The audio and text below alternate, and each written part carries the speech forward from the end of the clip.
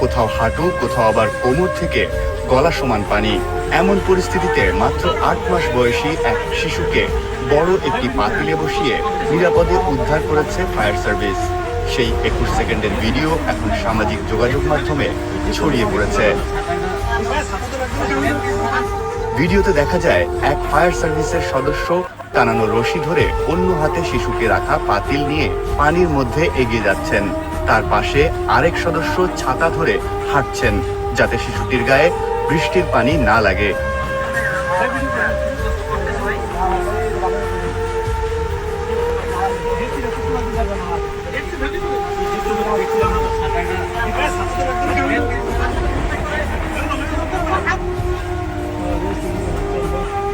Banshkhali fire service জানায়, ৮ জুলাই রাত ৮:৩০টার দিকে চেচুরিয়া ব্রিজ সংলগ্ন এলাকায় কয়েকটি পরিবার পানিবন্দী থাকার খবর পেয়ে ৮ সদস্যের